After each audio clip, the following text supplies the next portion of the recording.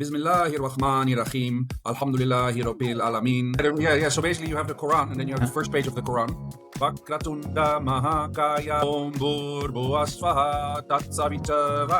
Is SAP or Oracle? What is Oracle? I'm 100% pro SAP. You should be honest and fair. Okay. And work hard. Dankjewel, shukriya, veel melinge and alvida.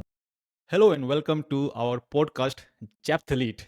So we have named it as ZAPthlete because we think that all our guests who will be willing to come to our podcast would be one sort of athlete. And the qualities of the athletes are like they are motivated, passionate, and disciplined. So in this podcast, we will not talk about ERP or SAP. We will talk more about life, fun, and things we do other than our work. So our first guest, I think everybody knows him. He has more followers than the CEO of SAP. Around he has 700,000 followers on LinkedIn, and he might be the first SAP consultant in the whole world who will reach the 1 million mark very soon. So without further ado, let's welcome Wouter. Hey Wouter, thank you very much for accepting this invite. Yeah, hi Raju. Thank you so much for inviting me. Namaste. Oh, मेरा नाम namaste. Wouter. आपसे मिलकर बहुत खुशी हुई. Oh, thank you Wouter. आपसे मिलकर भी बहुत खुशी हुई. So Wouter, everybody knows you on LinkedIn, but let's give a formal introduction of yourself from your mouth, what we do not know. Can you please briefly introduce yourself? Yeah, sure. Hi everyone. My name is Wouter van Heddeghem. So my first name is Wouter, and my last name is Van Heddeghem. The last name has two parts, like Van Halen, the guitar player, Van. Okay. And I'm living in the Netherlands on the beach in Scheveningen, The Hague. And I've been doing SAP now for 25 years. So I've worked all over the world. And I really like working with people from India. I worked for Wipro for 4 years.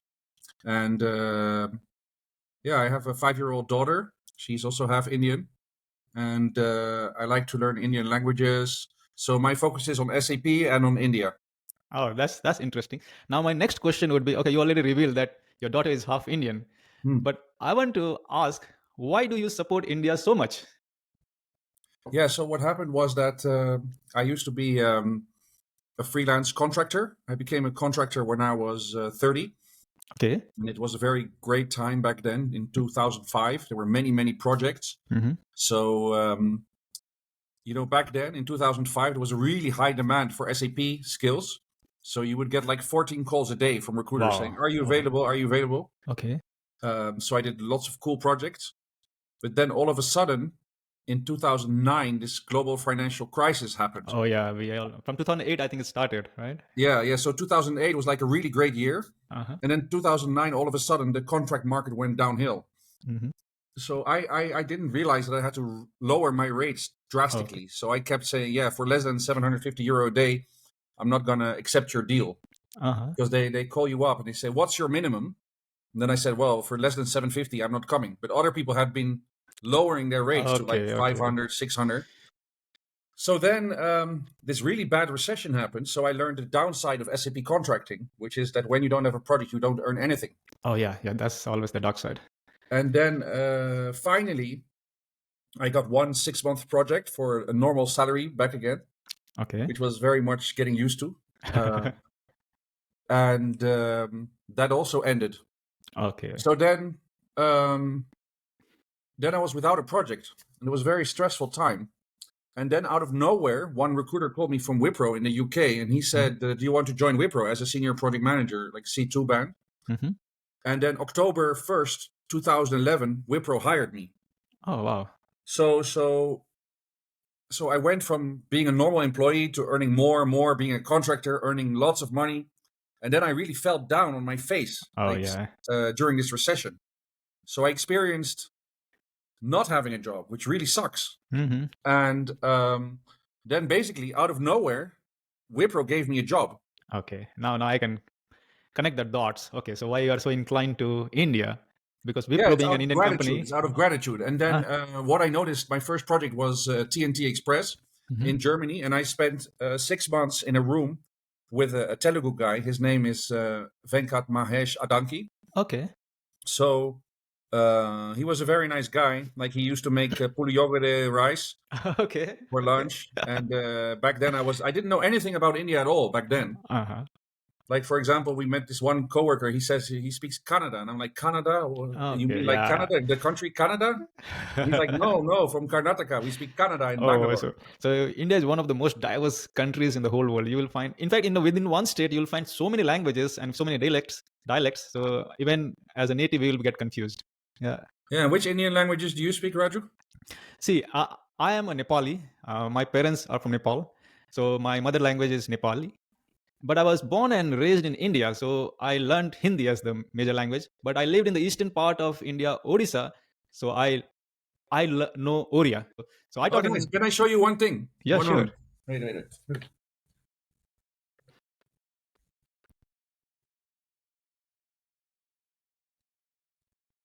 Yeah. So my friend Mahesh Dash. Okay, Das. Okay. Dash. He came from Orissa. Oh, I know that. Yeah, I know that. Konark wheel. Oh, that's a beautiful, one of the most beautiful architectures in India. Yeah. And it has. And then he also gave me this thing from Puri. Oh, okay. From Jagannath Temple. Since you showed me this, let me show you something. Yeah. Do you see this? Oh, nice. So you are having the Jagannath puja okay, as well. So this is my workroom and also our prayer room. So sorry for this. Oh, that's great. Yeah. So I'm sharing a room. So this is my workroom and the prayer room. So since you showed me, I thought I was tempted to show this. So yeah, well, I can also show you my puja gur. Let me just show it to you. So look, let me show you. Here, so this is my puja gur at home. Nice. I see them in your regular updates on LinkedIn. Yeah. Yeah. So here we have Lord Balaji, Nataraj, Padmasambhava, Ganesha, then Bhagavad Gita, Saraswati, Lakshmi, Trishul, Mahakali, Hanuman, Ram Sita, Krishna, Shri Sai Baba, Ma Durga, Jyotirlinga, Shiva, Nandi, Mushak, Vishnu. So I also have this very big stone Ganesha. Okay. And people always say, like, why don't you put it on top? But it weighs 55 kilograms. I can understand that. Yeah. So then it would break, That's true. You want a safer place. And here I do Lord Ganesha puja. I also like Sadhguru and Gaur Gopal Das. Okay. Here you can also see Siddhartha Gautam. And then I also have one very big Nataraj. I can see that. Yeah. I've seen that in your updates. Oh, man. Yeah. So this very big Nataraj. So this is what I do to earn money, right? SAP. Yeah. But I'm also very much into Sanatan Dharma. Okay. Yeah. And here you can see where I live. I have seen this. That's a beautiful view. And and you have your address public. So I can see that. So you can see here the beach. Right. So and here I'm learning how to write Hindi. Oh, that's so nice of you. Yeah, I'm actually learning how to write Hindi. I'm also using this tablet from Samsung where you can trace the Hindi letters. Oh, that's how you're learning to write as well? Okay. But what I like the most, about Indian people is this kind of collective spirit of helping each other. Oh, that's Sanatan Dharma. So yeah, it's like we take everybody together and move forward. But before I go, right, the world is one family, right? Correct. How do you say it? Vasu Kutumba. You're trying to say that? Yeah, the world is one family. How do you say it? Before I come to that, I know you are an ardent supporter of India and you chant lots of Hindu mantras, but you also know and support. So you want to, before we chant any Hindu mantras, would you like to chant some for our Muslim brothers and sisters? I know you know all those stuff. Yeah, I also know Surah Al-Fatiha of by heart. Yeah. Would you like to share? Yeah, I can recite it if you want. Yeah. Like, Bismillahir Rahmanir Rahim, Alhamdulillahi Rabbil Alameen, Ar-Rahmanir Rahim, Maliki Yawmiddin, Iyyaka na'budu wa iyyaka nasta'in, Ihdinas siratal mustaqim, Siratal ladina alamte alaihim ghayril maghdubi alaihim waladdallin. Amin. Oh man, Thank you, Wouter. That's people will not believe that someone, a white guy, knows so much about not only Hinduism but also the Muslim religion, right? Yeah. So basically, you have the Quran, and then you have the first page of the Quran, and there's a lot of Indonesian people in the Netherlands, and Indonesia is a Muslim country, and I also grew up with people from Bahrain, Lebanon, Egypt. So when I was young, my father was the diplomat. So I went to diplomat children's school. So in my class, there was people from all over the world. Yeah. So I did some research for you, and that would have been my next question. But since you already started, please go ahead. Yeah. So because my father was a diplomat, he worked for the European Patent Office. They paid my education. So I was allowed to go to this private school called the British School in the Netherlands. So I sat in class, for example, with my classmate. His name was Kazem Al-Khalil. Okay. And his grandfather was the vice president of Lebanon. So I used to go play at his house. So for me, the first Muslim people that I met lived in mansions. Oh, yeah. So it was very interesting to see how they lived, having the dinner together in the evening with the special bread and the hummus and Lebanese food. And so I was very much my experience of Indian people and also people from the Middle East was a very positive, happy thing. Yeah. So I think all religions teach the same thing, right? So they all like, we want to be peaceful and pray and then stay together. That's all religion teaches. So well, if you look at that first surah, right, of the Quran, the Surah Al-Fatiha, you have the first 5 phrases. They praise Allah. So it's Bismillahir Rahmanir Rahim, Alhamdulillahi Rabbil Alameen, Ar-Rahmanir Rahim, Malik Yawmiddin. And then the last 2 phrases, you ask for guidance, which means Ihdinas Sirata Mustaqim, which means guide me to the straight path. Oh, wow. So not the left-hand path of the Dajjal, but the right-hand path of Allah. So so basically several times a day, the Muslim people promise to Allah to follow the straight path. So to be honest, to be kind, to help others, to be forthright. So this is... So I learned this from my classmates, but also from my Indonesian friends. So nice of them, yeah. And also it depends like how receptible you are, right? You are like an athlete, you want to be coachable. So if someone teaches you and you like it, you always take an effort to learn it, and it's credits to you as well. Yeah, I went to this one website. It is called mounthira.com. Okay. MOUNTHIRA.com. And there you can learn, for example, Surah Al-Fatiha, Ayat al-Kursi, Surah al-Kafirun. So I really like to learn foreign languages. So I also studied, first I studied French, then Spanish. Oh, wow. Then Dutch, English, when I went to the British school, then Japanese, Cantonese.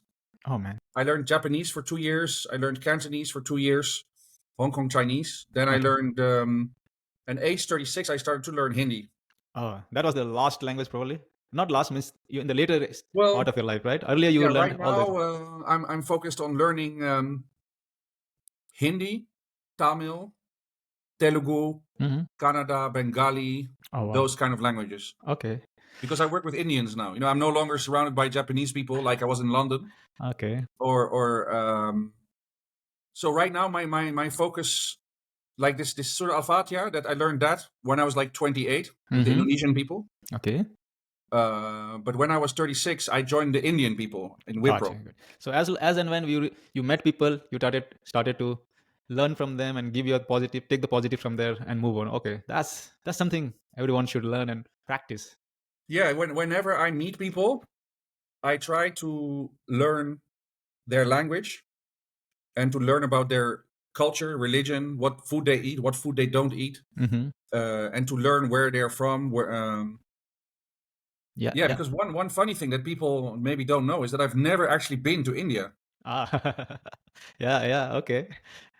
So I work for Wipro in United States, in Germany, and in France. And I am sure you know lots of things about India which even we Indians do not know, because your posts are so helpful and you talk about so many things about India, and I saw so many deities there, even some probably most of us will not identify, and you are like identify them perfectly. So yeah. So what happened was that I was working in Paris on this project called Technicolor, and I was going for lunch with one guy from Ahmedabad.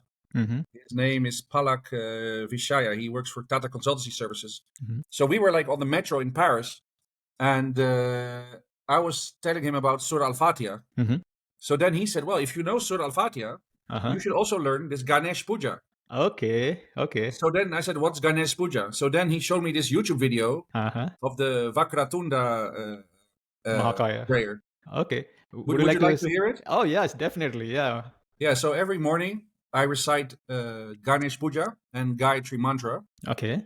So this is Hindu shloka, right? Mantra. So first I go Vakratunda Mahakaya Surya Koti Samaprabha Nirvignam Kuru Me Deva Sarvakaryeshu Sarveda Om Gam Ganapataye Namo Nama Shri Siddhi Vinayaka Namo Nama Ashtavinayaka Namo Nama Ganapati Bappa Moreya Mangala Murti Moreya Om Gam Ganapataye Namo Nama Shri Siddhi Vinayaka Namo Nama Ashtavinayaka Namo Nama Ganapati Bappa Moreya Mangala Murti Moreya Om Bhurбhuvasvaha Tatsavita Varenyam Bhargo Devasya Dhimahi Dio Yona Prachodayat Om Gam Ganapataye Namaha. That's yeah. Thank you so much. These are like so vibrating, and they say that you just hear them and it has a positive effect. And I can feel that the way you were reciting it is like coming from within your heart. So that's the purity in your prayers. I was first taught this Ganesh Puja by Palak, right, from TCS in back in 2012, and then in 2017 I learned Gayatri mantra because the mother of my child, she is Arya Samaj, so they don't worship Murti, but they worship Gayatri mantra and Diwali. Okay. They don't worship any Murti. Till now, I was of the impression that you know so much of Hinduism and India because your spouse has an Indian origin. But it looks like you were into India and Hinduism even before you met your spouse, right? So your co-workers. When I was 11, I was 11 years old, I used to play in the garden of the embassy of India. Okay. In Wassenaar, so in The Hague, they have all the embassies. So my classmate, his name was Vishal. So his father was the ambassador of India. So already when I was 11, I used to play in the grounds of the Indian embassy. And then when I was in London, I also went to school with the grandson of Ganga Prasad Birla. So he was my classmate. His name is Anupam Poddar. And his uncle is C.K. Birla, that owns Birla Soft. His mother is Lekha Birla, and they own Poddar Hindustan Motors, like ambassador cars. And then another person that went to my school in London is the daughter of Lakshmi and Mittal. Her name is Vanisha Mittal. The one with the $40 million wedding in Paris. Yeah, that was in one of my question lists which I prepared for you. So how was it to be surrounded by this influential kids of this influential and wealthy people? How was that childhood? Well, it was kind of weird because my father was working for this diplomatic institution. I was allowed to go to school with the wealthiest people in the world, and it was very weird because they were like billionaires, and my parents are just pretty normal. We just have one house, and for example, the guy from the Birla family, his father gave him a 500-room hotel in Rajasthan. and me, I'm like solving SAP tickets, right? Or writing functional specs. It's like a whole different... Like one day I was like Googling, how is my friend Anupam Poddar doing from the Birla? I didn't know his name was Birla back then, Okay, I just knew him as Poddar. Okay. So it said like Anupam Poddar has bought an ancient fort called Davy Garth in Rajasthan, and he is now remodeling it together with the best designers in the world. And then I was like, oh shit, it's not 8 o'clock. I have to go to work. You know, it was very humbling experience. I can tell. Yeah. Like when I went to London, I thought like, because I went to this British school in the Netherlands, I thought I was quite special, you know, like I thought, okay, yeah, I am going to London, but they really kind of made me feel very insignificant because, for example, one of my classmates was Vanessa von Bismarck. So her grandfather, Bismarck, Otto von Bismarck, founded Germany. Oh. So nobody is more famous than him in Germany because he actually created Germany. Oh, really? He was like the founder of Germany. Wow. Otto von Bismarck. So being surrounded by such wealthy people made me like realize how poor and insignificant I am. Like I was the poorest kid in the whole school. Like the other children used to come to school in like Lamborghinis and Ferraris and Bentleys. Okay. Yeah. And I just took the underground. I can understand. But I think that's also learning, right? So you learn to be humble, right? So if you are here, somebody will be above you, right? So it's no one at the top. So that's a very elusive position, right? So someone is what I above. learned in London was that I'm completely insignificant, that I will never be as wealthy as the Birla Empire. And I will never be as famous as the granddaughter of Otto von Bismarck. Mm-hmm. I'm just this guy from Rijswijk, you know. My parents live opposite the car wash near the McDonald's. You know, I'm not. It really kind of humbled me, you know. Yeah. That's what. So in every stage of our life, there's some learning experience, right? We even from like the poorest friend or the richest friends, we learn something, right? And then friends are friends, so you are classmates, so you are equal when you are under that roof in the class, right? Outside, maybe their parents are some other place, but you are also a diplomat, and so you were also born with a silver spoon. That's no. Well, not I thought back. so, but then not compared to the Birla people, okay, right? Yeah, okay, but yeah, because as such, so I my education was paid for by my father's work. Yeah. So he worked for the European Patent Office. When you invent something, you get like copyright, patent. Yeah. So my father was working as a financials person with SAP there. Oh, so my father was doing SAP finance. Okay. So we a little while earlier we were talking about. So like you went to London to study, and you know so many languages. I know that you were also living in USA for some times. Tell us about that experience. Yeah. So first I did the British school in the Netherlands, which is in Voorschoten near Wassenaar. Then I studied in London. Then I studied at a Swiss private university in The Hague and in Montreux, Switzerland. But this scholarship that my father's work had given me allowed me to study until the age of 28, all expenses paid. Wow. But I had to use that credit in a straight line. Like if I stopped studying, I needed to stop. So they said, like, do you want to do an MBA? But I was like 24 years old. So normally you do an MBA after you've worked, right? Yeah. But it was either you do it now or you don't get to do it, because then the scholarship ends. So then I got this book. Well, I really enjoyed Japanese people back in London. I had a Japanese girlfriend for 2 years in London. I learned Japanese from her. And then I wanted to go to a school in America that taught Japanese. Okay. So I did that GMAT test, and I got a book of all the MBA schools in America. So I looked for the school which had Japanese. So MBA plus Japanese. So I got this school in California, which is called the Monterey Institute in California. And so I went to study in Monterey, California. So when I was 24, I was living on the beach in California. Wow. All expense paid. Yeah. I had like this really nice house.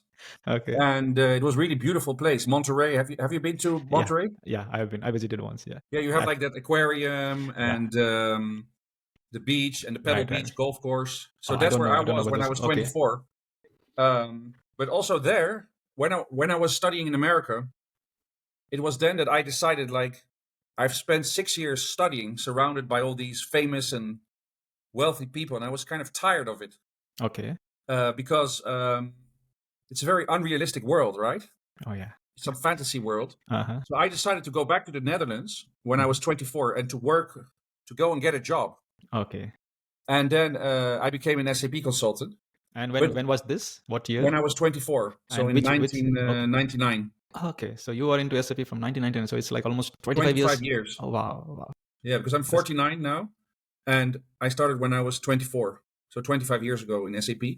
And when I joined Wipro, first they put me on this project in Germany, then on a project in France, so I had to kind of prove myself. And then they paid for my L1A visa. So my L1A executive transfer visa. So then I got a work visa for the United States. So then I did projects in America. First I did a project in South Carolina, in Greenville, for 10 months. That was really cool. That was with a company called Sealed Air. They make packaging, like for turkeys, for example. With Thanksgiving, you have the turkey. Right. You have that bubble wrap. They make that. And I also had to go to Mexico City. That was really cool, to fly to Mexico. To get a laptop from someone. Just to get a laptop? So I was the finance stream lead of like all these people all over Latin America and South Africa. And then in Mexico, they didn't deliver the deliverables. So I had to fly to Mexico to give the laptop to a new guy. And so I spent 10 months in South Carolina. Then I went to Mexico. So then I did another project in Houston, Texas for 5 months. Because you are living in Houston, right? That's what I was saying. I'm in Houston at present. Yeah, so do you know Eldridge Parkway? Oh, yeah, I know Eldridge Parkway. I go there for some restaurant to eat there. Do you go to Chipotle? Not only Chipotle, there are some Indian restaurants, Chipotle, and there are some cuisines now. So that's like eatery hub in that area. Yeah, so you have this KBR building. I know KBR, yes. Yeah, this KBR building. And next to it, you have the Holiday Inn. Right. So I lived in that Holiday Inn for 5 months. Okay. I know that exact Holiday Inn. One of my friend who was working for Slumberjay, he was living in that Holiday Inn, so I used to visit that place. I know that place, exactly. It also has like a pool, and next to it is the KBR building. Correct. And I'd like to share one really amazing experience that I had there. Yeah, so I was working for Azim Premji, right, for Wipro, in that KBR building on the 14th floor. Okay. So Azim Premji is, of course, a billionaire, right? That's true. And he is the one who donates the most in India. Yeah, donates the most. But the funniest thing was that the billionaire Azim Premji, he stayed in the Holiday Inn with the styrofoam breakfast bowl, you know? You know when you go to the hotel, you get that styrofoam correct. plastic spoon. I cannot imagine that. A billionaire living in a Holiday Inn. Yeah, so that day, Azim Premji came to the Wipro office in the KBR building in the Energy Corridor and next to the I-10. Right. And I just saw him sitting there at a table. That's a normal man. With no bodyguards. It was just Azim Premji and one other Indian guy just sitting there having breakfast.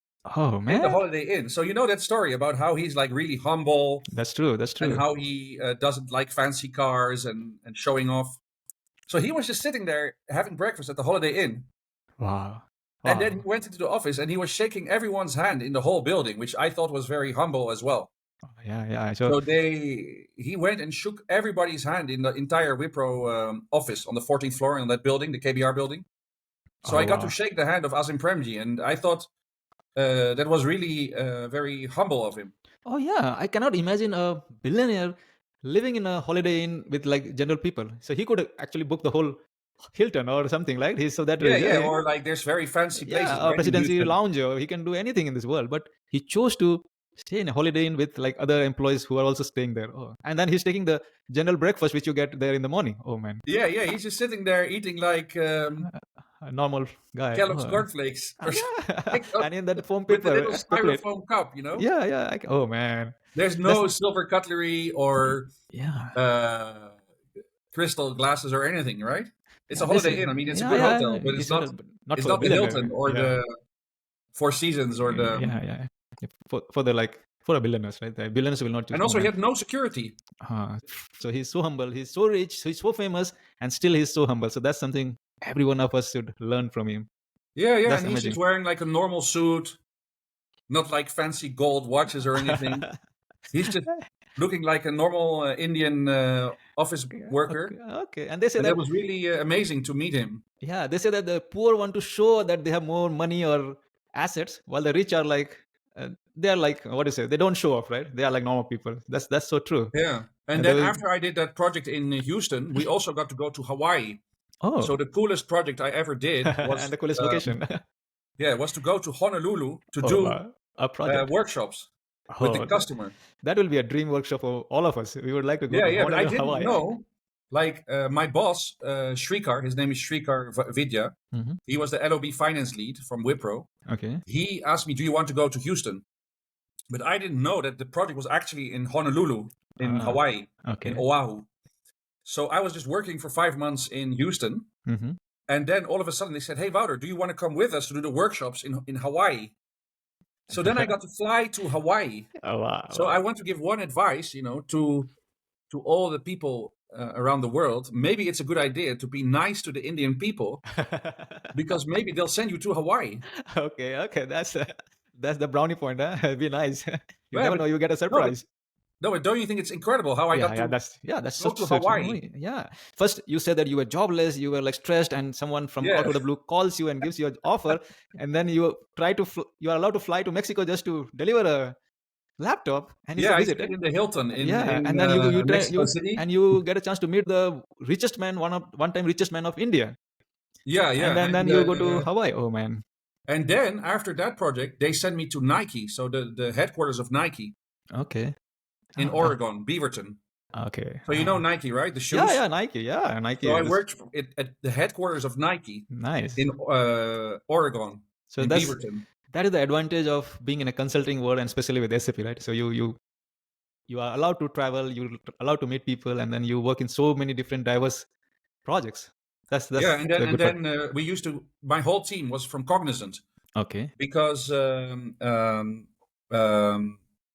I was in the corridor with the HR people from CTS. So we used to go to eat like thali every lunch, like South Indian thali. So those who doesn't know what a thali means a plate where you have all the food served. So that's a thali in Hindi. Yeah, that was really great. So I got to work in. So you said you were working with the Cognizant folks, but you are still with Wipro then? No. What happened was that I worked with Wipro for 4 years. And then my contract ended with Wipro. Okay. And then I did one freelance project for a company called Flora Holland. They trade flowers. Okay. And then I joined a company called ASICS. Okay. And that I was very lucky again. So I was looking for my next job. Okay. And I just applied to a lot of SAP jobs. And then just purely by accident, I got to join the first SAP S/4HANA implementation in the Netherlands. Oh, back home. With 1503. So the first it was Simple Finance, 1503. Okay. Then 1610 it was came up. 1610 version. Yeah. So I got to be part of the first S/4HANA implementation. Wow. In the Netherlands. Wow. That's so. And then I met a guy called Edwin Weijers. He works for SAP in the Netherlands. Okay. And he told me, if you want to really become a real SAP S/4HANA consultant, you need to upskill yourself.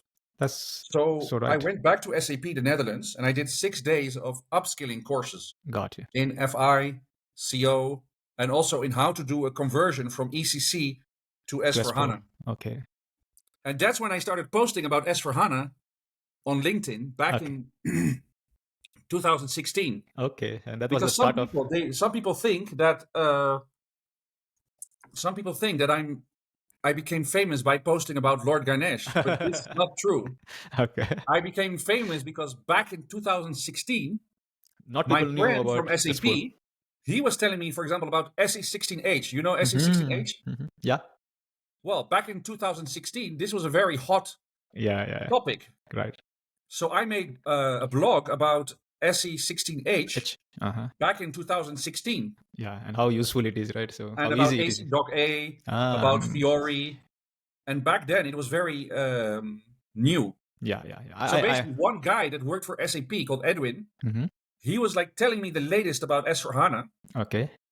Then I used to post about S/4HANA. Yeah, and that's when I started following you. Yeah, because...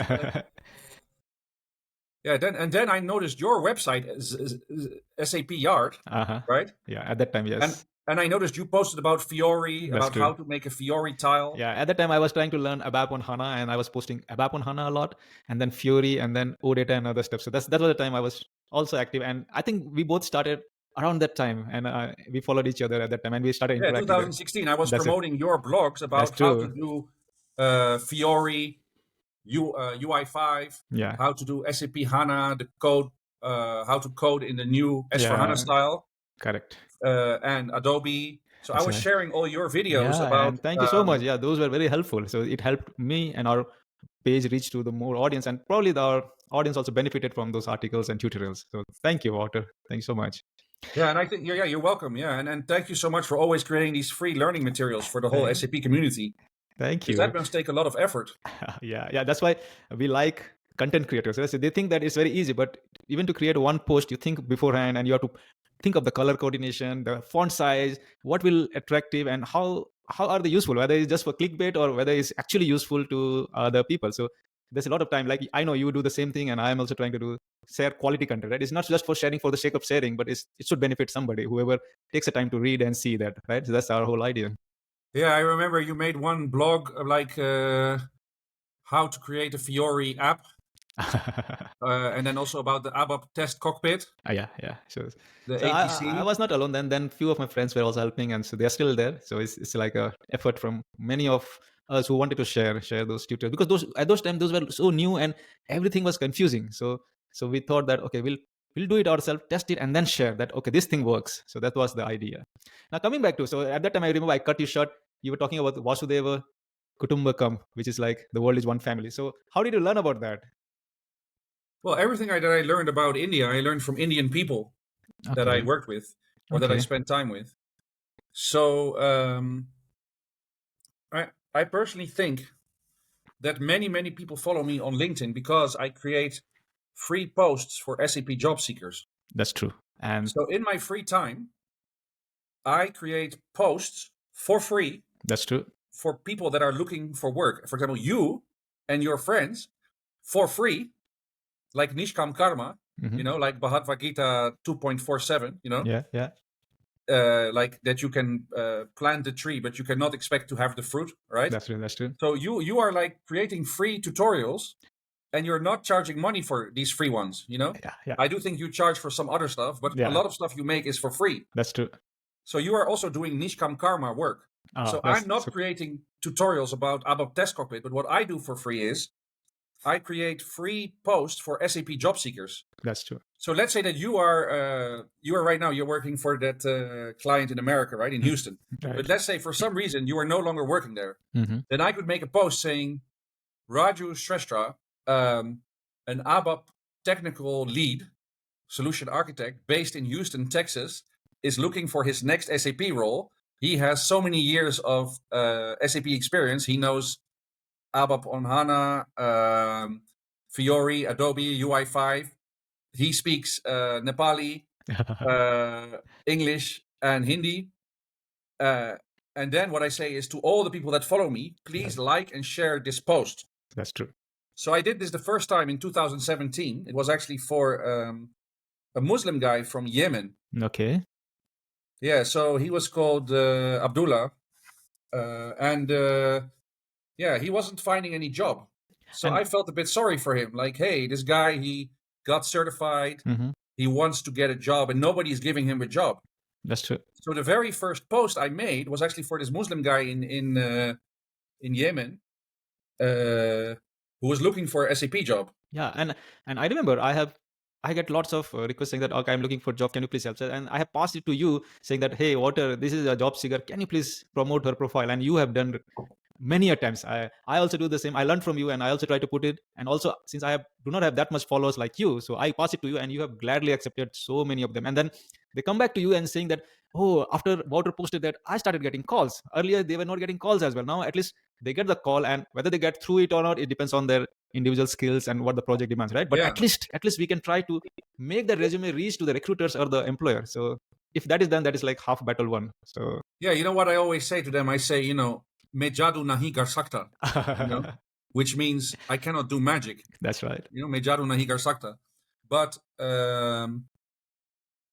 so I cannot guarantee that somebody will hire you. Right. But what I do is I kind of make an advertisement for you. That's true. That you are looking for a job. And then SAP recruiters, if you have the right skills, language skills, also you should have like a good profile picture. Yeah. Like don't go like this, with the camera. And kind of like don't put this kala chasma. Like a lot of Indian guys, they try to like look like a gunda, wearing these kala chasma. Yeah. I remember once I set a profile and you said that tell that guy to put a profile pic first, then I will share. And then I said, okay, put a profile pic. You need to look professional so that people need to see you before even they plan to hire you, right? So that was the good you have advice. to put a profile picture on LinkedIn, and you shouldn't wear dark sunglasses because then people cannot see your eyes. That's true. And you're not recruiting to become James Bond. You're recruiting to be work in an office, right? And not like wear dark sunglasses inside, right? Yeah. So you have to kind of try to wear a shirt or a jacket and try to look respectable. Yeah. And you can't just like take a selfie of yourself wearing sunglasses in a bar, right? You kind of have to look like a professional person. Yeah. You need to look hireable. Yeah. No, but to be able to call also, you need to be presentable, right? So they will not know how good you are unless they talk to you. So if you kick them out even before getting a call, then you are at loss, right? So why do you want to do that? Yeah. So on your LinkedIn profile picture, it's good to look like an office worker. Yeah. If you want to work in an office. Yes. Now, my next question is, I saw your LinkedIn post where you put from your school days or the college days where you played some games. So tell us, what games did you play and what do you do for physical activities? Well, I don't do a lot of physical activities, which is why I'm quite fat, But I used to play rugby when I was in high school. Yeah, that's what I saw your picture with the red jersey, right? I didn't always look like this, like now I'm 49 years old. But I used to be young, thin, and handsome, when I was young. You're still handsome. Well, I don't know, but like, no, I used to play rugby. So from age 11 to 19, I played rugby in the British school in the Netherlands, and I was a number 3 in the scrum. So you know how you have scrum meetings at work, right? I did actual real scrum in the sports field. You have field. to like bend down and duck. Like you have to do like this with the other team, right? Scrum, grab them. And then they grab you, like okay, like the real. Because in rugby you don't wear any protection. That's Unlike true. in America, you have American football, right? That's true. But with rugby, you only have the mouthpiece, the jaw guard, right? Oh, sorry, jaws guard, right? Yeah, the mouth to protect your teeth. Yeah, and that's it. So you don't wear shoulder pads or anything, So you played rugby. So Europe is very popular. Football is very popular in Europe, right? The soccer, not the American football. Yeah, I never did soccer. No. Okay. Because I went to the British school. So at the British school, we do rugby. Okay. And the girls do hockey. Oh, that's nice. And we also played cricket. Oh, yeah, cricket is. So I played cricket. Okay. But the really stupid thing with me was that when I was 11, my parents put me into the British school. And I didn't speak any English. Oh, till when you were 11. Okay. No, I was Dutch, right? Okay. Yeah, so my mom and dad, they decided to put me into this British school, but I didn't know any English. So I didn't understand the rules of cricket. Oh. And the rules of cricket are very complicated, with the wicket and then the runs.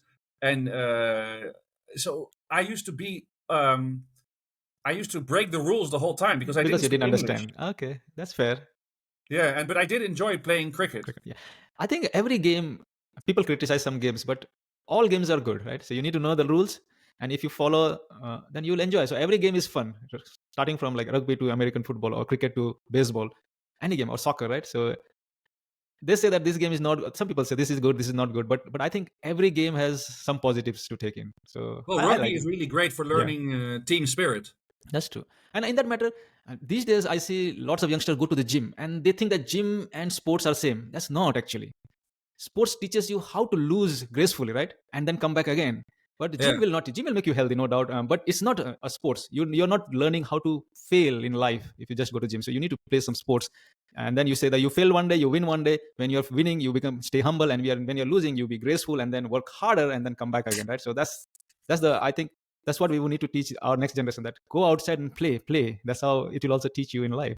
Yeah. Also with the rugby, you learn that everyone has a place. So me, I'm quite big, right? Yeah. Well, not compared to other Dutch people. Dutch people are really tall. But in the rest of the world, I'm quite big and tall, apart from in Holland. Here in Holland, I'm really small, because Dutch people are the tallest people in the world. Okay. I don't know if you knew that, but they're like 2 meters 20 and stuff. Oh, wow. So I was quite sturdy. So that's why in rugby, I became a prop. And then the people who are smaller and faster or taller, they have a different role in the rugby That's game. True. That's true. Like the backs, people in the back, they run with the ball. That's true. And they kick the ball. But I never had to really run with the ball. I just had to be in the scrum. Yeah. And so like in any sport, like every sports, they have different responsibilities for you, right? It's like division of labor. Just like in our SAP world, right? You are FI consultant and I am a developer. So we are in the same team, but doing different stuffs, right? So same with the games. So based on our skill set. From rugby. That's the true. The big fat guy, he has to be heavy to be in the scrum. And the tall, small, agile guy, he has to runs with the ball, and kicks the ball and scores the try. And rugby is a pretty tough game. So you also get tackled, it can really hurt. That's true. When you have the ball, they're allowed to tackle you. Pull you down, Yeah, so that can hurt a lot. So it's quite a tough game as well. Contact sport as well, right? It's a pure contact sport. Because in football, I know that you like football a lot. I like soccer, and I usually follow Indian soccer. But in rugby, you actually tackle each other, and put each other to the ground. In soccer or in football, we have that grace. You don't foul. So it's not part of the game. To ram the other guy to the ground, right? In soccer. Yeah, that's true. No, because I remember you posted one video where you were like with the ball. You're like keeping the ball in the air. So the part of where I was growing up, so soccer was the popular game in that part of the world when I was growing up in Orissa. And then I liked soccer, and I used to be in my school team, my college team. And here also I play with some amateur clubs here. So I like soccer. And where are you from, Bhubaneswar? I studied in Bhubaneswar, but I am from a western part of Orissa, a place called Jharsuguda, and it was Sambalpur is a well-known place there. So I'm in the western part of Orissa. But I know Bhubaneswar. I was living there. So the next question for you is a little personal one now. You say you quit smoking, right? Yeah. Tell us something about that dark side and then how you overcame, and maybe that will be inspiration for some of our listeners. Yeah. So I quit smoking and I quit drinking alcohol now for 5 years. Oh, nice. Both for 5 years or 1 year left? Both. Yeah. So I no longer smoke and I no longer drink alcohol. Oh, that's incredible. What happened was that back in 2018, I wanted to have a child. Okay. So I used to smoke 2 packs of Marlboro a day. Wow. So I used to smoke like 40 cigarettes a day. That's really during not the good. weekend, I used to go out and I used to drink vodka, vodka like this. Like this is water, right? Sada pani, baraf nahi. Okay. But I used to drink like vodka, like a glass of vodka or even more, like a glass like this, It's much vodka. Oh my God. Yeah, like pure vodka. When I went out, not during the week, because during the week you have to working, work. Yeah, when you're partying hard, huh? Well, I didn't have any children. I didn't really have financial responsibilities to anyone else. Okay. So I basically used to live like a pirate. I used to travel around the world, party, in the weekend drink, not during the week, not by myself, Got you. But when I went out, socialize, yeah. And then I used to smoke a lot. So then I discovered this Sanatan Dharma. And Sanatan Dharma says that you should live like a Vedic life, right? That's true. Vedic. How do you say it? Vedic? Vedas. So we have these books in Vedas and Vedic life. Yeah, that's true. Yeah, so a Vedic life doesn't mean that you drink vodka and smoke cigarettes, right? Okay, yeah, that's right. Yeah, so then what happened was that I wanted to become a father. Okay. So I stopped smoking. And I also used hypnosis to stop smoking. What does that mean? Yeah, so you go to this hypnotherapist. Okay. And then you have to lie down on a couch. And then they say, it's pretty freaky, right? But then they say from now on, you are a non-smoker. Okay.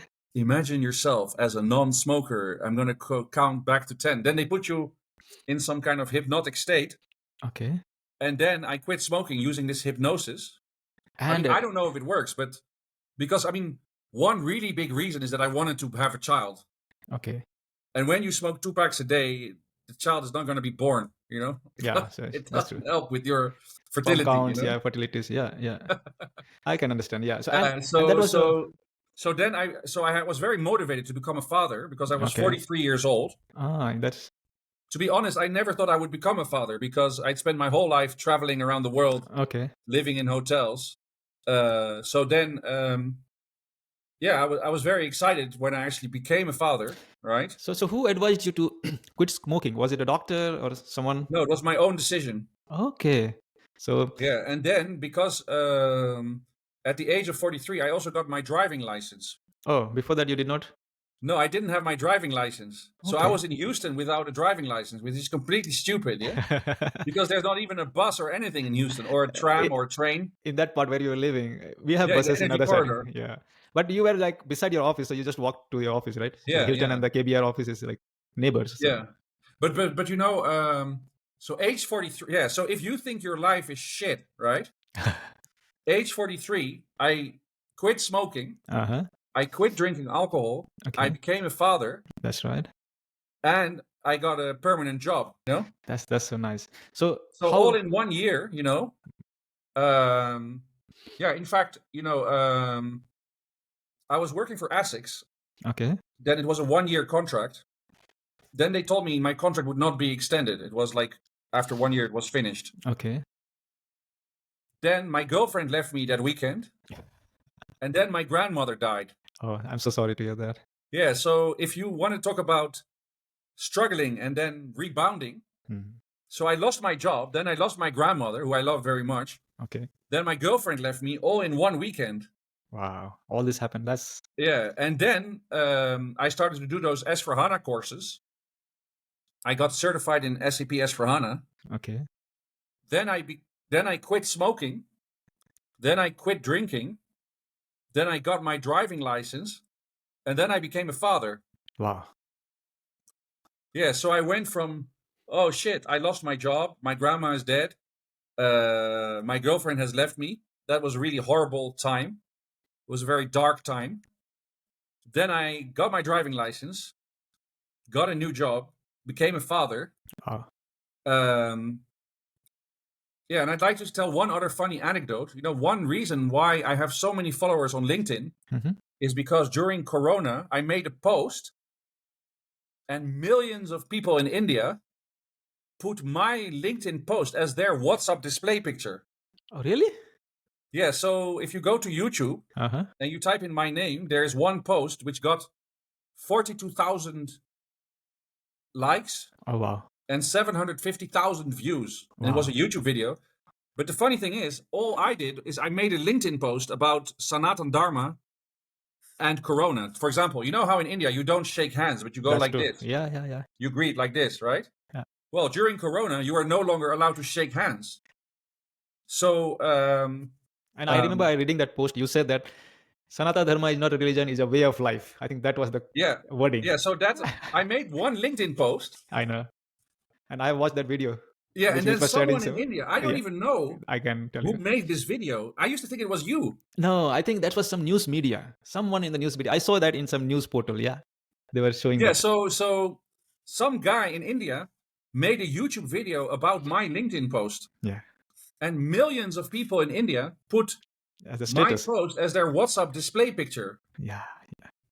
But all I did was make one LinkedIn post, and what happened was that loads of people watched the YouTube video and then went to LinkedIn and followed me on LinkedIn. So this was another like 300,000 people that followed me. Yeah. But and imagine that somebody like makes a video about you on YouTube and that it gets 42,000 likes. Yeah. And almost 720,000 views. Yeah. But I didn't even ask them to make a video about me. So that's how things get viral, right? So some people like it and it catches up, right? So that's how you went in, and then you are using that fame to help others. That's like you are not charging. No one charged you to put in the YouTube, and then you are not charging anyone to promote the religion or the work life, anything, right? So that's how we are circling back. Yeah. So what I like to do is I like to make posts for job seekers for free. Yeah. Just like you like to make SAP technical tutorials for free. That's true. Okay. Now, but you know, Raju, what I think is that you told me, right, that your father was from the Gurkha, right? Yeah. So he's in the Orissa military police. That's what we call. Yeah. And then we are in the Gorkha regiment. So it's like it's a battalion where all of them are actually Gorkhas, and then except the few top officials who are like they call like IPS officers, they give some special exams. Other than the head of that cantonment, everyone is Gorkha. And But you is won't this believe. where you got this kind of spirit from, of helping, of duty, of help? Why do you create free content? Why do you do this? I think it was for me was like I wanted to learn myself, and then I wanted to have a portal where in future if I want to refer, I can go back and refer it. So then I found it that okay, that website which was SAPyard and later we changed to ZAPyard, that was helping me because I'm working, and then I suddenly remember, oh, I need the syntax. So I don't want to Google now. I just go to that page and find it. And then I thought that okay, if it is helping me, probably it will help others as well. Then I started sharing, and that's how your eyes caught in. And then you Hey, helped I your want to comrades. share one thing. Don't use the SAP name Yeah, in your URL because that's you true. used to use SAPyard, right? Yeah, I removed it. So then it became, Yeah, that's yeah. why And it then you came made it ZAPyard, ZAPyard. So ZAPyard, But yeah. my LinkedIn profile used to be SAP FICO, Okay. and my Twitter used to be SAP Financial. So I also got a message from SAP Okay.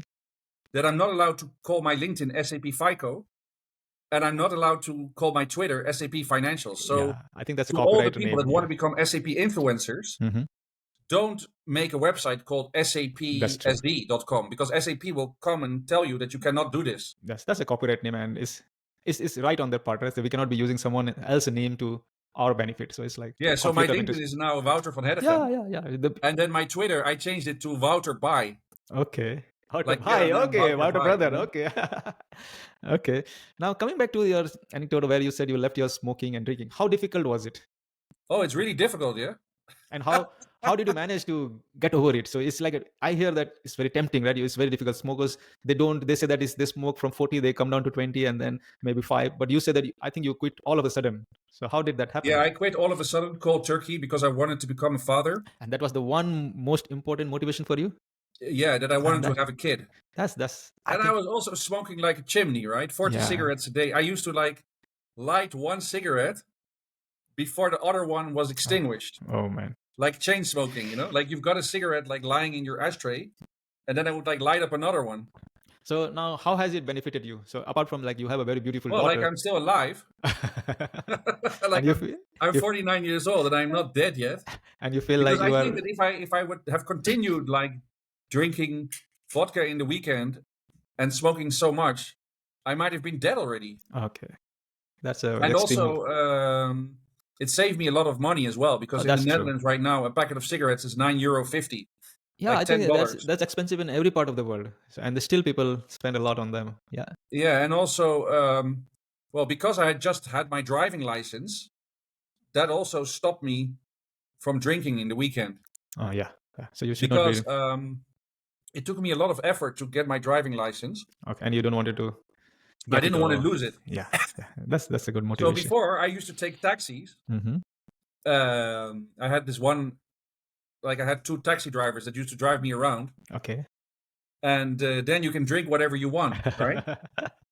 Okay. But then when I got my own driving license, I didn't want to lose my license. And also when my baby daughter was in my car. Oh yeah, I don't want to be drunk either, right? Safe. Yeah. Because you're responsible for your child's life, right? Yeah, and so that's like getting the driving license and getting a lease car. That stopped me from drinking. Okay. But also, when you become a father, you actually have a reason to behave yourself. That's true. So you want to set a good example. You want to stay alive and look after your daughter. That's so nice, yeah. And I mean, before I really didn't care much at all. I was like a lone wolf. Yeah.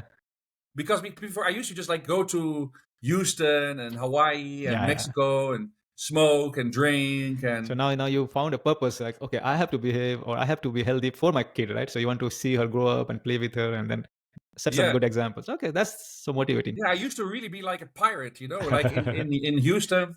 We used to go to that Athena gun club, Athena? I was coming to that next point. Yeah. I have seen your LinkedIn post where you are with those silencers and shooting on something and teaching some female colleagues or friends how to shoot. So tell us something about that. Yeah, that was in South Carolina. Okay, what was that incident? Yeah, so one day, right, one of my managers called Lakshman, his son called Madhu, he came to visit our hotel in South Carolina. So we were with a whole group of Indian guys. And then Madhu was like, what are we going to do? This young guy. So first we went to visit a dam. Okay. But the dam isn't really that exciting. Okay. So we're a bunch of Indian guys, and me, right? Walking along a dam, and on the right there's water, and on the left there's the dam. Uh-huh. It's a dam, it's like burning sun. So this Madhu guy He was the son of Lakshman, our boss, Lakshmana. Okay. He goes, "Hey guys, let's go to the gun range." So I'd never been to a gun range. So then in South Carolina, Greenville, this stuff is all legal, you know? Yeah. So then they took us to the gun range in South Carolina. Okay. So for the first time, I was like shooting like Glock, okay. AK-47. What else they had? FN P90 with a silencer. Okay. Like in the Netherlands, nobody is allowed to shoot with a silencer. Oh, okay. Not even in the gun range, you know? Okay. And in the Netherlands, to go to the gun range, it takes many approvals, years. But in America, you just pay $100 and you watch this 5-minute video. And you can we went to this practice. gun range called Allen Arms in South Carolina. Me and all these Indians. It sounds fun. Okay. Yeah, it was really amazing because in the Netherlands, this is all illegal. Yeah. Yeah. So did you enjoy that? You cannot have a gun, you know. Okay, that's good actually. Safer. Yeah. So then I had this one Brazilian manager, Eliana. So I took her to the gun range, and then I was showing her how to shoot. I was teaching her. Okay, that's still in America, right? Yeah, in the Netherlands, this is all illegal. Got you. But in South Carolina, it's a gun culture, right? Like Texas. Yeah, Texas also. Like in Texas, you have Athena Gun Club. Do you know it in Houston? I have never visited them, but I'm sure they are because there are lots of enthusiasts here who like to go and. You never went? No, I did not go. Ah, okay. But your dad's in the army. Oh yeah, I have seen a lot of them because I was in that military campus. So they used to have those drills and those classes in the open air. They teach those new recruits how to dismantle and mantle. So we used to not go close, but from the far we used to always see them. I used to see all those military trainings happening. They had those zigzag, hanging bars, all those stuff. So it was a military camp.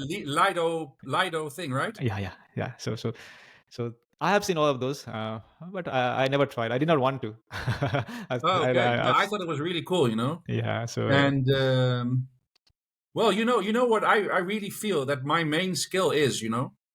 So my main skill is that when I go abroad with an SAP project team, that I look after my fellow team members, you know. And that's the good quality of a leader. You know? Yeah. That's so what I like to do is often my Indian coworkers are quite small. That's true. They're not so tall, you know. That's true. Yeah. And then when you go and do an outsourcing project, you will meet a lot of resistance. Agree. Because nobody likes to lose their job. So what I like to do is I like to look after my Indian team. Yeah, that's always the quality of leader we look for, right? So we don't want a boss. We want someone who can be like empathy, who can show empathy and help you when you need, right? And don't disband you when there's something goes wrong, right? So there are lots of managers or bosses who try to take the good things when their team does good, all the credits, but when something happens, they abandon. Oh, I was not that. These are the team that failed, right? So we don't want to be that. We want to be a leader who are there to share the successes and also take the failures, right? So and I am glad that you are one of the leaders. I also write the functional specs. I also test the scripts, and UAT, you are a proper SIT. Functional, yeah. So you're hands-on functional. In the trenches, you know. Yeah. Okay. So my core skill is like looking after my coworkers. Okay. Because I'm pretty old, right? I'm 49, so I've already met a lot of crazy people. So I'm kind of used to dealing with them. So Wouter, the next question is SAP or Oracle? Oh yeah, of course SAP, you know. Why? Yeah, I don't know. What is Oracle? Okay, that answers because we are biased towards SAP. Okay, that makes sense. Yeah, I mean, I don't know much about Oracle, but I know that it's the competition, you know. So I'm 100% pro SAP. Got you. So what will be one advice for freshers who want to make a career in SAP technology? So what would you say? Well, I think the most important thing in SAP consulting is that you have to be a nice person. Okay. Yeah. So you should be honest and fair. Okay. And work hard. Okay. And not sacrifice others, you know, for your own personal gain. All right. Yeah, that's fair enough. And what about the technical knowledge, like FI knowledge or any knowledge? How do they gain it and how do they climb up? Well, I think this is the easy part. Okay, that makes sense. Yeah, I mean, well, you when I became an SAP consultant, we actually were allowed to go 4 weeks to the SAP Academy to learn skills. Okay. But what I feel these days, most people don't go to the academy anymore, right? That's true.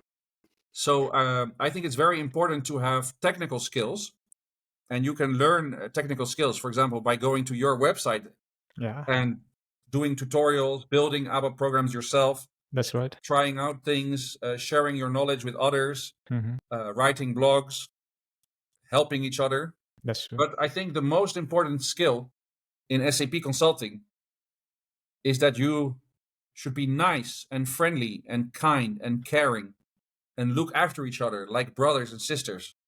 Got you. I read and not just like when the project goes wrong that you blame your coworker Venkat that he gets fired and that you get a promotion. Because one day you will meet Venkat again. And that's a small world. That's absolutely true. And I think what I can take from this is that you say that attitude matters. Technical skill can be acquired, right? That's what you want to say. So you have to have the right attitude, because you said learning skills is the easiest part, right? Yeah. And you should be honest and ethical and not engage in any cronyism, buttering, politics.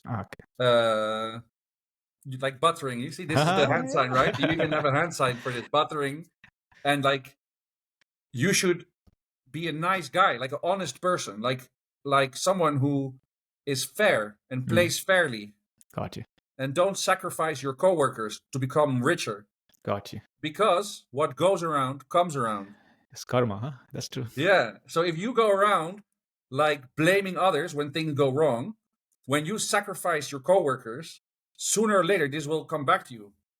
Got you.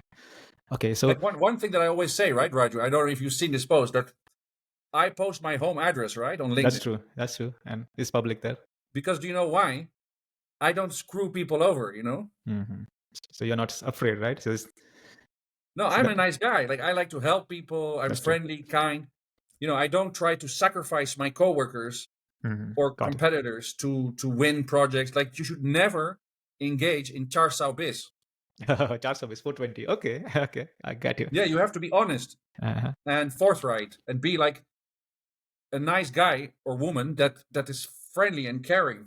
Got you. Okay, that was a very good advice. So since we have named this podcast as ZAPthlete, so I want to ask you, what quality of an athlete do you think you have? Well, I think I have a lot of stamina. Okay. Yeah, so when bad stuff happens in my life, I just come back and try again. That's actually a very positive quality of an athlete, because most of the athletes, they are not successful overnight, right? They fail, they train, and then probably at one point they gain success.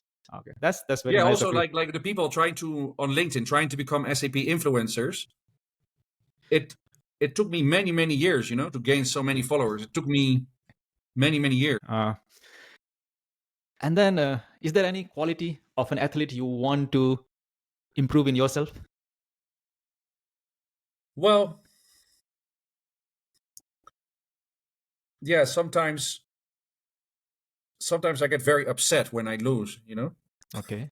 So, and what do you do to, what are you doing to working around it? So what do you do? Well, I'm a very passionate guy, so sometimes I have to be more detached from the outcome. Okay. Fair enough. Yeah, because I'm very driven, right? Yeah. So personally, what I've known is that you are a very humble guy and you are open to criticism. So sometimes people say a lot of things on LinkedIn also, right? But you take them positive and still do what you think is the right thing to do, right? And I really appreciate those quality of yours. Oh, yeah. Because, when you make LinkedIn posts, you will always get all kinds of crazy people, who write negative things on your post. So you have to learn how to deal with that, how to deal with negative people. Got you. I just want to thank you, Wouter, for all your candid replies. I think the audience will simply love this chat of ours. So you showed all the qualities of an athlete. We say that you are motivated, you are passionate, and above all, you are very disciplined. So I think if every one of us can try to acquire those qualities in our daily life, probably we'll be better positioned than where we are. Thank you so much, Wouter. So any last concluding remarks you want to give to our audience? Yeah, thank you so much for allowing me to do this interview. And what I feel is very important is that my dharma, my reason in life, my purpose in life is nishkam karma. Got you. So this core central belief of the Bhagavad Gita is that you should live your life for others and help others. Selfless helping, right? So selfless helping of others, and then good things will come to you. If you are only selfish, if you only want, I want to be rich, I want to be famous, I want to be a millionaire, but then this will not happen, because you have to be a servant leader. You have to serve others. That's so Nishkam karma. This is how you become successful, by serving others, by helping others. Just like you make all those free blogs, all those free tutorials. Thank you, Wouter. Yeah, I think Nishkam karma. This is also why,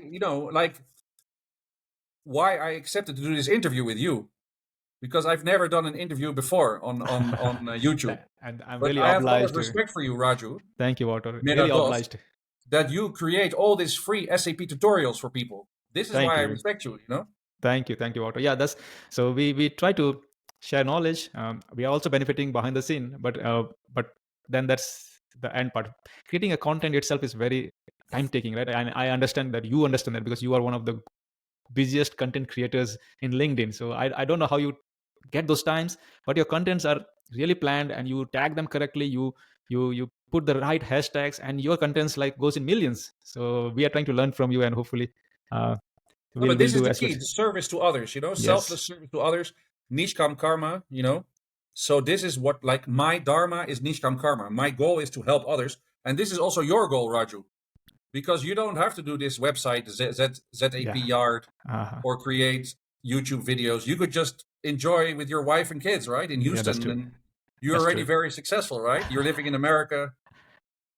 But hopefully, But giving back to the people, especially the people in India. That's true. Also encourage young people to write blogs. Thank you so much, Wouter. Thanks a lot for your interview. And you were really an inspiration. You are an inspiration, and you are a real athlete who says that fall, rise, and then progress. That's the quality which we see you. Thank you so much. And to our audience, we'll try to bring such people like Wouter in this show, and then we'll try to learn from their life. So till next time, thank you very much. Bahut dhanyawad, shukriya, fir milenge, and alvida. Thank you, Wouter. Fir milenge. Bye. Okay, thank you so much, Dost. Thank you, Dost. Bye. Yeah, thank you. Bye-bye.